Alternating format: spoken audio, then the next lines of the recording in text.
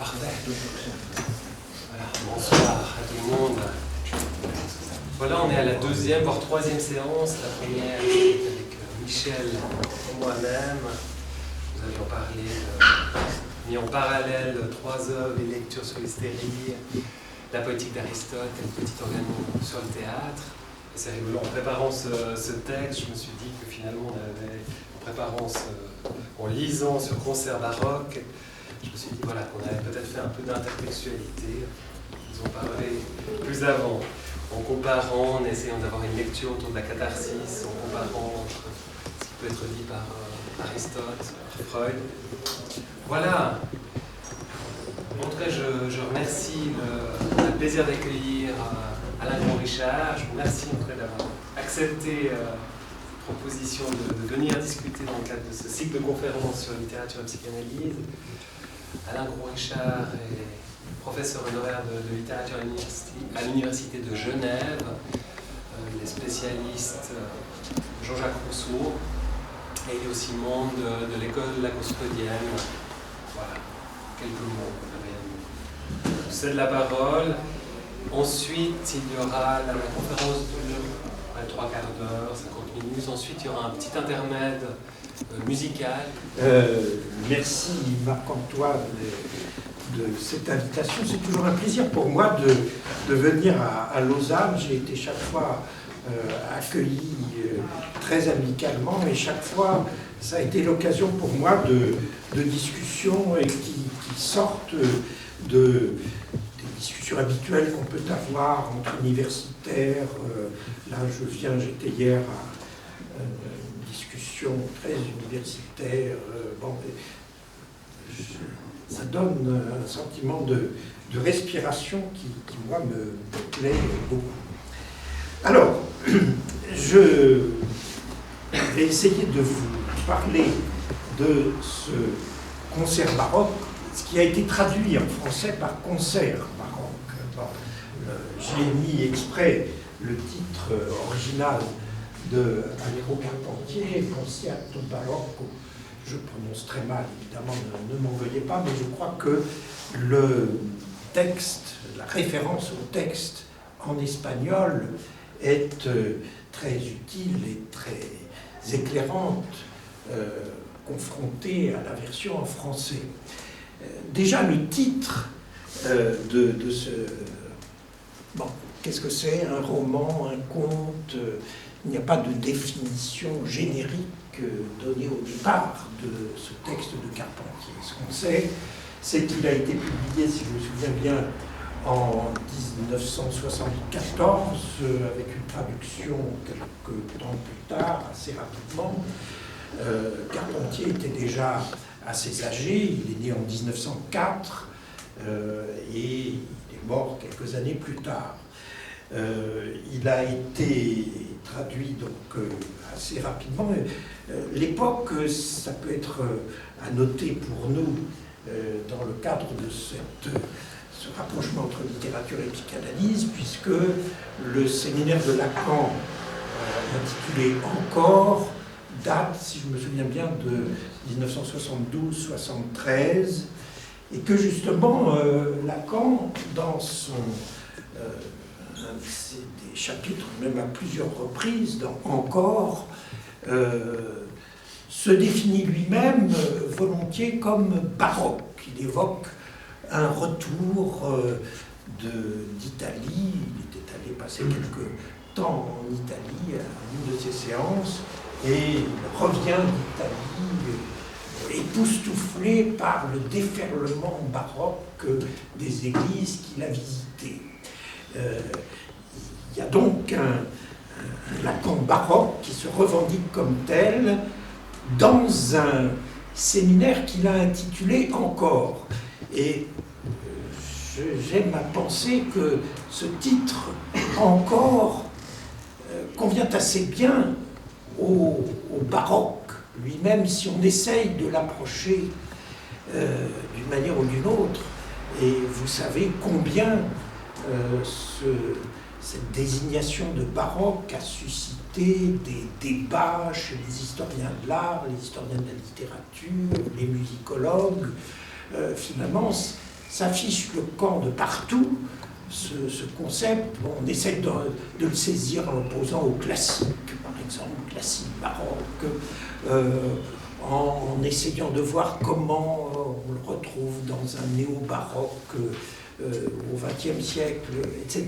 Mais disons que dans le baroque, il y a en effet essentiellement du encore, c'est-à-dire que ça n'en finit pas de déborder un cadre, des limites, et que c'est ce qui frappait Lacan justement dans ce côté de ce déferlement de chair et qui n'est pas véritablement maîtrisable, qui n'est pas véritablement encadrable. Alors, bon, concert baroque, dans la traduction française, je vous l'ai dit, est un petit peu insatisfaisant parce que, au fond, quand on remonte au titre lui-même, Concierto Barocco en espagnol, mais ça a été aussi traduit en italien, Concerto Barocco, on s'aperçoit que le mot concerto est essentiel ici.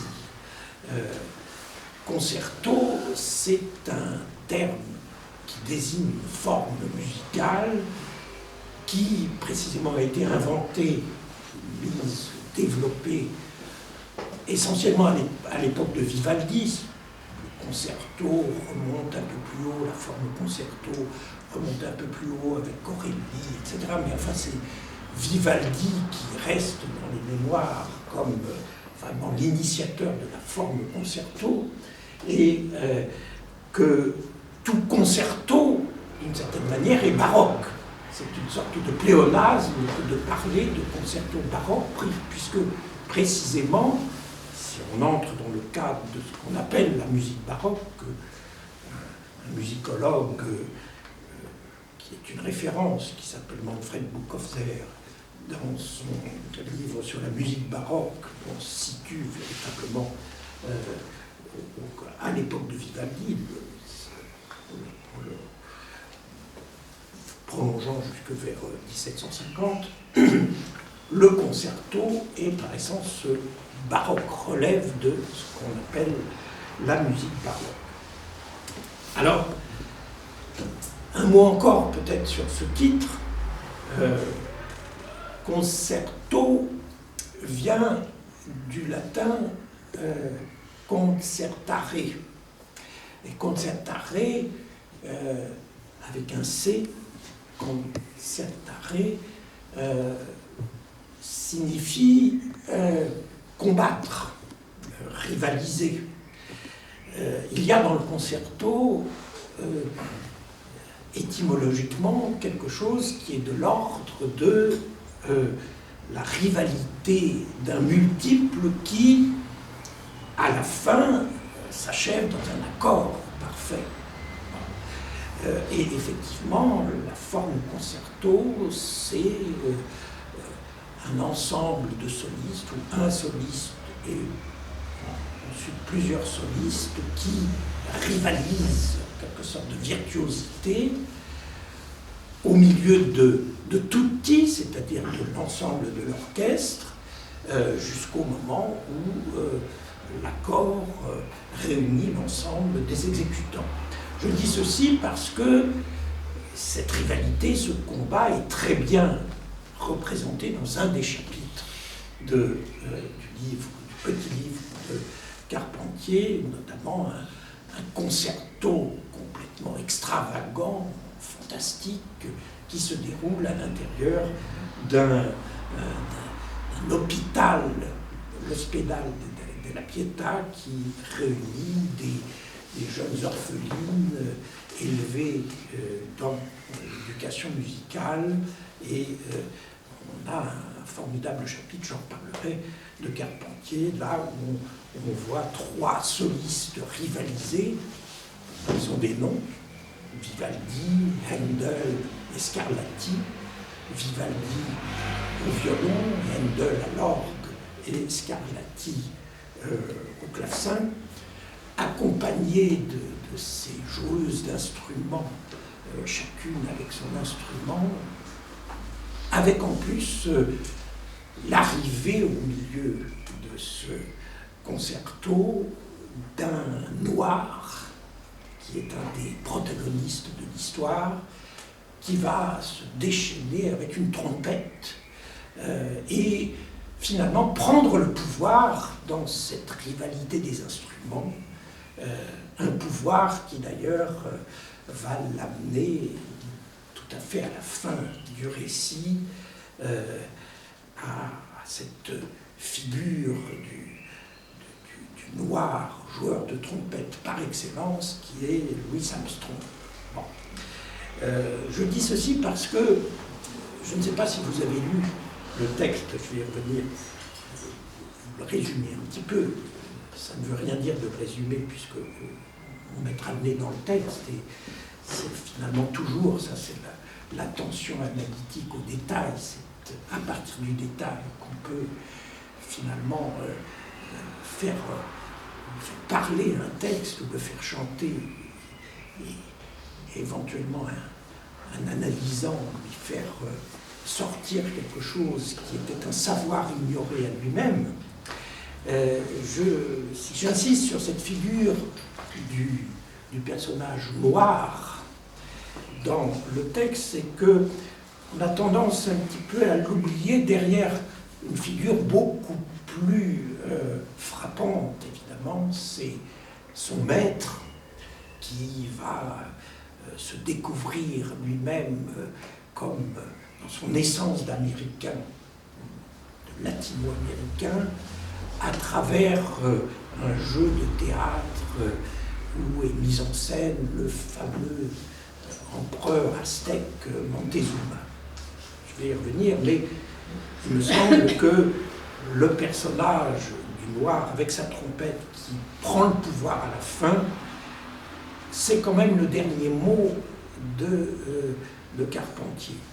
Et si je dis ceci, c'est parce que tout à fait accidentellement, mais ça m'a amusé, au moment où je relisais ce texte de Carpentier que je n'avais pas lu depuis longtemps, je suis tombé sur un article dans le Nouvel Observateur qui rappelle le programme d'un des candidats, un petit candidat, mais quand même qui fait parler de lui, qui est monsieur Henri de Lescamps, qui est un candidat d'extrême droite, qui est le patron de Radio Courtoisie, une chaîne de radio, et qui a un programme tout à fait radical pour rétablir l'identité française dans sa pureté. Alors, là, un certain nombre de propositions, mais parmi ces propositions, il propose de bannir la musique nègre et de revenir au XIXe siècle. Il a des mots très sévères là-dessus pour que la France redevienne la France. Il y a sa photo ici, un monsieur très distingué, Henri de Lescamps, puis il y a d'autres particules qui suivent, et il dit donc il veut bouter la langue anglaise de l'espace public, bien sûr, mais aussi bannir la musique nègre des médias soutenus et autorisés par l'État. Je le cite, cela concerne le jazz, le blues, le rock'n'roll et bien sûr l'immonde rap. La musique nègre s'adresse à notre cerveau reptilien et provoque un ensauvagement de la culture occidentale. Voilà.